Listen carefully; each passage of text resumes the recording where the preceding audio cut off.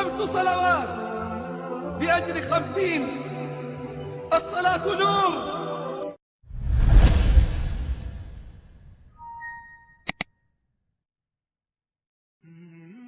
waxaan garanaynaa dad waxbarashada heer sare ka gaadhay shahaadooyin fiicanna haysta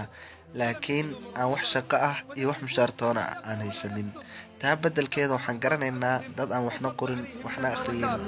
ilaahay subxaana watacaala وأمر أهلك بالصلاة واصطبر عليها لا نسألك رزقا نحن نرزقك. hadda ayaanu garanay dhibaatadu meesha ay kasoo burqanayso ma ahan dhibaatadu meesha ka imaanayso aqoon la-aan iyo dadaal xumi balse waxay tahay dhibaatadu salaadihii ayaa laga tegay oo la dayacay qofkan shahaadooyinka haysta haddii uuna ilaahay subxaana watacaala ku xidhneen sidee ayuu ku helayaa israaqada rabbigan wuxuuna amrayaa subxaana watacaala inaan salaada tukanno oonu sabiro risiqeenana isaga ayaa kafaalo qaaday oo duusha saartay miyaadan ku kalsoonayn rabbiga haddaba samee wixii uu alle subxaana watacaala ku amray si aad u hesho adigana wixii uu alle subxaana watacaala kuu ballan qaaday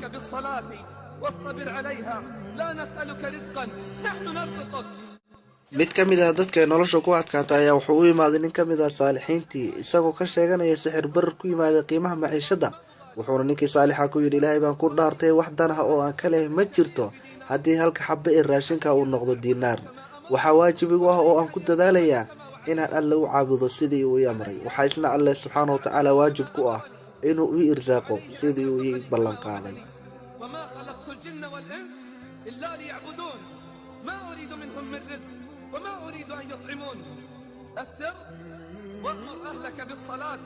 واصطبر عليها لا نسألك رزقا نحن نرزقك والعاقبة للتقوى. wuxuu alle yidhi subxaana watacaala jin iyo insi toona maan u abuurin inay caabudaan mooyeene kamana raba inay irsaaqaan iyo inay quudiyaan toona wuxuu alle subxaana watacaala mar kale yidhi waxaad amartaa ehelkaada salaada kuna sabir kumana weydiisanayna risiq bal annaga ayaa ku irsaaqayna cidhibta dambena waxay u sugnaatay dadka mutaqiinta ah walaalka iyo walaasha muslimadahay salaadu waa furaha guusha aakhar iyo adduunba waana camalka ugu horeeya alle subxaana watacaala dadka ka xisaabin doono maalinka yowmalqiyaame iska sax oo iska hagaaji oo ilaali maanta ayaad jaanis haysataa ila dhegayso aayadan qur-aanka ee markay ku soo degtay nabigeena sala allahu calayhi wasalam uu oohinta ceshan waayay فخلف من بعدهم خلف أضاعوا الصلاة واتبعوا الشهوات فسوف يلقون غيا. markii aayadan ay ku soo degtay nabigeena sala allahu calayhi wasalam isagoo oynaya ayaa wuxuu ku yidhi malkul jibriil calayhi salaam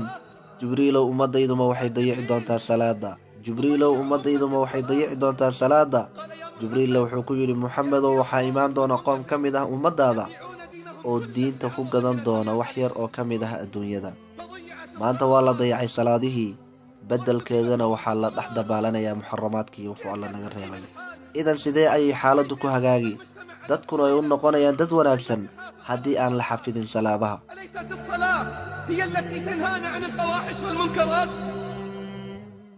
miyaynu ahayn salaadu midda loogu talagalay inay naga reebto faxshiga iyo munkaraadka iyo dhammaan waxyaabaha xunxun ee allana yidhi ina asalaata tanhaa cani alfaxshaa'i waalmunkar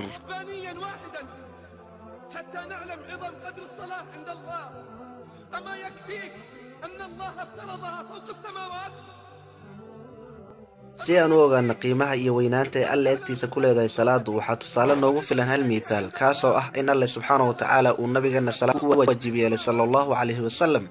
isaga uu joogo 7 samo korkeeda ma jiro camal kale ama waajib kaleeto alle sida u karaameeyey oo aan ka ahayn salaada waxaa rasuulka sala allahu calayhi wasalam lasoo amray 50 salaadood ilaa markii dambe alle ka khafiifiyey oo kasoo reebay 5 salaadood kuwaasoo ajirkooda u dhigmaan 50 salaadood 5 صلوات بأجر 50. الصلاة نور. salaadu waa nuur qofkii ka tagana wuxuu la mid yahay qof meel mugdi ah ku dhex socda seebaad u awoodaa inaad ku socoto meel mugdi ah dad badan waa iska gurguuranayaan qaar kalena waxay ka sheeganayaan murug iyo waxyaabo la mid ah dabadooduna waxay tahay inay ku soo darmadaan safafka dadka musalliinta ee tukanaya waxaa ugu daran ee dhibkaasi haysta waa dhallinyarada meel waliba joogaan dabadooduna waxay tahay inay soo galaan guryaha raxmaanka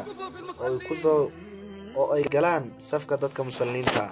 salaadu waa nuur walaalka iyo walaashayda muslimadahay ku dadaal siina gaadhsi walaalahada kale 5 صلوات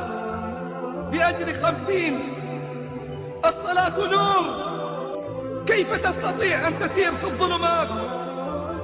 كثير يتخبطون، كثير يشتكون من الهموم والغموم، علاجهم الانضمام إلى صفوف المصلين، مآسي الشباب في كل مكان، وعلاجهم